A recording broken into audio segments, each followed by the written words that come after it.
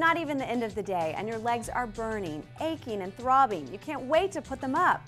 A lot of people think this is a problem they just have to live with. But that's not necessarily the case. We're here today at VeinSpecialists of the Carolinas with Dr. David Drawn, a general surgeon who turned his personal passion into his everyday practice. He's here to tell us how he can help you.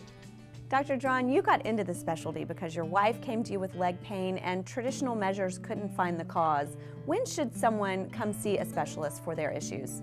There are several reasons. The main reason that people think of veins is the obvious visible ropey veins and spider veins. But the majority of the time it's other things such as aching, heaviness, stinging, burning, itching, restlessness, cramping. Very vague symptoms, but they're very common and oftentimes they're from your veins. And what measures do you use to diagnose this? The common test of a leg ultrasound is very commonly performed everywhere, but it's not done thoroughly enough to detect the source of the problem. The typical ultrasound is done with the patient flat and only look for blood clots in the deep veins. The ultrasounds that we do are done standing, and we study the deep and the superficial veins not only for clots, but also for reflux or backwards flow in the veins. And then once a patient is diagnosed, you can treat them here in this office. That's right. The old-timey vein stripping in the operating room under general anesthesia is out.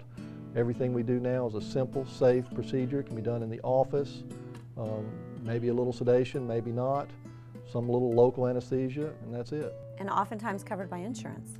Nearly all the time. If you have symptoms, you have reflux, it's nearly always covered by insurance and with nothing more than a copay. Well, and what I learned today too is that it's not just unsightly veins that are the problem.